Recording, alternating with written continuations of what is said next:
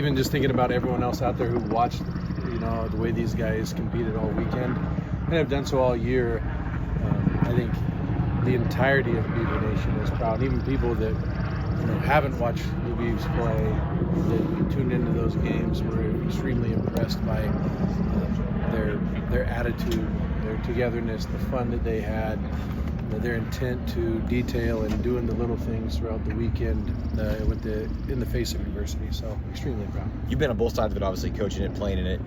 Things change around here in the springtime. People expect this out of Oregon State baseball, right? So to live it, to be a part of it on both sides of it, is what for you?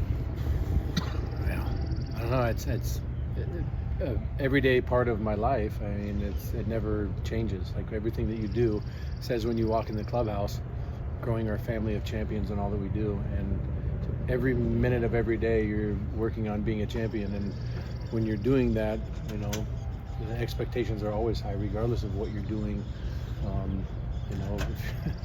Whether it's at the field or away from the field, championship quality is always expected from each and every one of our guys. They wouldn't be here if they didn't want that as well. So it's normal is what it seems like. And then anytime someone sets their expectations anywhere short of that, it's very loud and it's unattractive is what it is. And so we just are constantly like setting our sights higher than I guess most people are used to, but for us it's just normal. After a couple days of reflection, in hindsight, what did you like most about the pitching and what the staff gave you? It's each and every guy that took the ball. I was talking to Eric today, again reiterating how proud I and all of us were from the way he responded to the third of an inning. That takes guts to go out there, take the ball and want the baseball and show everyone what he's capable of doing, and to go out there and throw a handful of innings that were extremely meaningful, with an electric crowd. And again, expectations are very high to do that. It was extremely impressive. And I love when they're out there competing, watching how they're growing up that quick. It's like, if I'm gone on a road trip, I come back and I see my kids and they both look like they grew an inch or two. And, my son's got a mustache rolling. Not really, he's 12, but it's like, Dad, check this out. And then you watch those guys each time they take the mound. It's like they're just growing up so fast right before your eyes. Watching Jacob Melton get called up to the big leagues and get his first knock, that just happened. Wasn't he just here and training in the off season, and now he's getting up in the big leagues? So incredibly proud of each of those moments for those guys, and how they just keep getting up and seeking difficult situations. So there's a lot of guys that were on base, and they continued to find ways to shut them down, get ground balls, double plays, pitch with confidence, and then not let the emotions get to them, especially when you're win or go home. So any one particular thing? I think it was every single moment that they were out there, and watching how they handled the pregame stuff was impressive too. I imagine back in your playing days you had a slump or two. You can speak to what it was like for some of your guys, most notably Caraway. Just to see him, do what he did in the regionals after the season he had. I mean, just describe, I guess, the evolution of him and what he's doing. I definitely had more than most. Wasn't even supposed to be a ball player, so I was kind of going on free time after that. He's extremely impressive. For him or for Dallas or anyone else that Reeder didn't start at the beginning of the year. Easton, guys that continued to chip away, whether it was from their freshman year to their junior year or the beginning of the year till right now. Everyone knows, no one cares about all that other stuff that happened earlier on. It's about what we're doing right now, and how TC's had the success, I think, is just largely due to having some failure early on. Those are important pieces. So it's, as we get older, we look at all those moments and we're grateful for them, because what turned him also into the juggernaut that he is right now, I think, has a lot to do with the struggles. Now, he's always been elite at everything that he does, one of the most competitive people I've ever been around, and his belief and his personality makes everyone around him just get fired up and want to go run through a brick wall.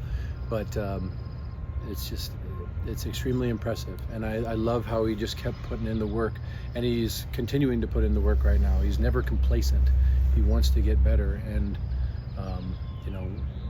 that's what the postseason is getting hot at the right time. You can put up the most remarkable stats all year, but those that are really remembered are the ones that do it at the biggest moments, and that is the postseason. That is this last weekend is the start of that, and I don't know, I've played with a lot of guys that are similar to that, where they're not worried about the stat sheet, they're just worried about getting better and helping the team, and he's all about those guys in that clubhouse and finding a way to win. How would you describe his confidence level?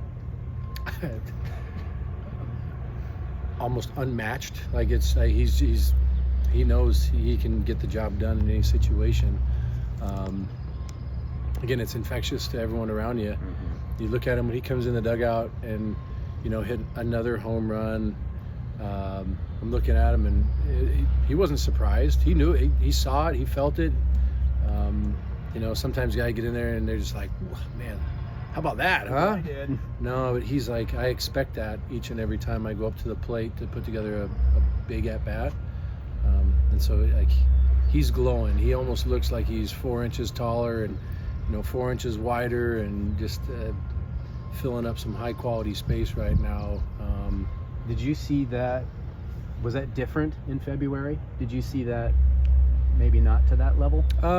Yeah, I think now it's louder when I'm walking around next to him and seeing him go through his work. But what leads to that is confidence, and how you get confidence is preparing the right way and taking it to a whole nother level. He's always been a hard worker, but now to what level that was, I think now he's discovered a whole new level of work and focus on detail. I mean, that just happens as we become older. We start to see things we didn't see before. And he's never shied away from adversity, never shied away from a challenge. And so I think that's what we do a lot of, is try to find ways to challenge guys. Joey does it on defense, Skip does it on the offensive side. I think I'm just a challenge in general to be around sometimes, because I think I'm very truthful and I get after the guys. But he's like, when you raise your voice and you get after everybody a little bit, some guys may not respond to that. TC really responds to that. Like, bring on the challenge, be the big scary monster, and he's going to step up to that monster and take him down. It's good. But so you never saw you never saw him walking around like a dude who looked like he was in a slump with his shoulders sort of sagging. Yeah. No. I mean, we could have guessed that. We've all seen those guys before, and it's very loud when someone's struggling or not in a good space. And I won't say he was at his, peak. Yeah, there's just a little off, but how you get there is work. Continue to feed the good wolf. Like, what are you saying to yourself? He's always really good at feeding positive energy to himself too, taking care of his body, doing all the little things right. And so I don't know if I've ever been around him and not smiled and just enjoyed that time with him. Even at 40 now, he makes me feel young. He makes me feel excited and competitive. So, not that I'm going to go challenge him over at third base or try to, hit the ball hard on him, because that ain't going to happen. But too many surgeries. We've had a few, yeah, and we're going to try not to have too many more. But they're just a very special human being, and it's awesome to watch him go out there and shine right now. What have you seen out of Florida State, and how much prep have you been able to do to get a handle on them? Quite a bit. We've been watching a handful of the games, studying the hitters, studying the pitchers, how they run the bases. They're not really a small ball team by any means, but they got some good speed. They got some big arms. Their offense, has the ability to really do a lot of damage. We've seen it. They take advantage of some innings. They can string together an offense throughout the entirety of a game, and they can also put together some really big innings. So, obviously, we're in this situation right now because of what we're capable of doing and what we've been doing all year.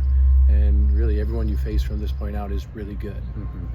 So just, making sure that we're on point. And today at practice, focusing on the little things, making sure we're getting our touches, but also, not going overboard with it. I like that, the guys all got a a calm day yesterday to breathe after quite an exciting weekend.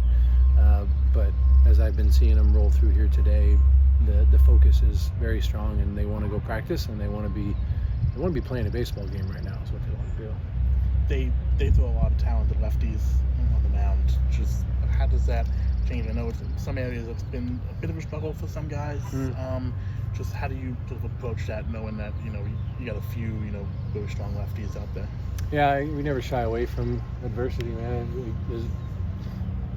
Have our numbers been great against left-handed pitching? No, and everyone knows all that. Like, you can search anything out there and find the answers to it. But the reality is, like, when we went to Iowa, we faced a really good lefty as well. Our guys did a good job handling the strike zone with him, squaring balls up and competing their butts off. So knowing who we're facing and having just this week to really prep for our opponent, I think, is something that we take very seriously. And so when we're out in the cages or we're doing anything on the field, the mindset and the videos that are rolling in the clubhouse is getting ready for our opponent. I take our guys up against anyone in the country and in the world, because you saw what happens when they're rolling. It doesn't really matter. We faced a lot of really good arms this last weekend. We faced a lot of really good hitters. So pitching, defense, offense, if we're in our flow state, we're pretty damn good. I know Time for two more. You probably won't tell us, but have you come to a conclusion for what the starters will look like for the rotation you this answered it weekend? right out the gate. Well, is it still something you're figuring out, or is it something that you feel It's comfortable with at this possible. point? I'm feeling pretty good about it, but I think that'll get released here pretty soon. We'll get it out there to everyone. But What are Alright, your last one. What are your lefty splits? what are Yeah, what are your for like in total? Yeah. Everybody, I don't know exactly. I don't know. Hank can send you the stat sheet. Hank doesn't For have real? I, you don't have to, Hank. I'm not, No. He said you can. I said he can. Doesn't mean he He has will. permission. But yeah, they don't post that online, do they? No. I mean, our numbers against right-handed pitching is a lot better. Yeah. I mean, they can break down any different things, but per guy is different. Dallas Macias is a really big threat. You look on the stat sheet, and his numbers, won't show that great. But that guy's a competitor. When he's around these guys, he can be as dangerous as anyone in the country. So don't let numbers fool you there. Tice Peterson's numbers against left are really down.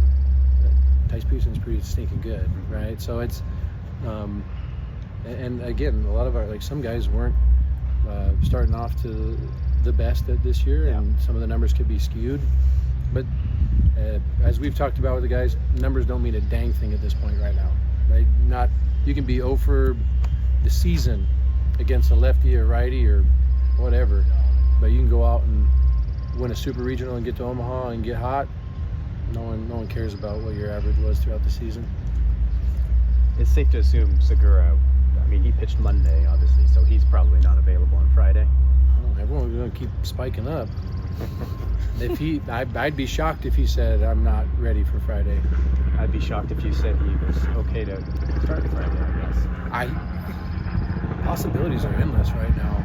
They all want the ball. I like that.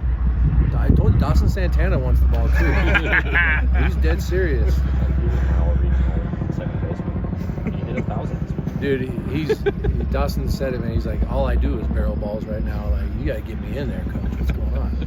And he's not wrong, man. He's a spark plug. Even today, if you get a chance to say hi to him, his voice is gone. He's just been full throttle all weekend, revving the guys up, prepared for any opportunity to come in the game. He's special. So, I don't know. Yesterday, I've given everybody a chance to catch their breath, and everyone's going to want the ball on Friday or Saturday or whenever the opportunity comes their way, which is we know that it's expected. So.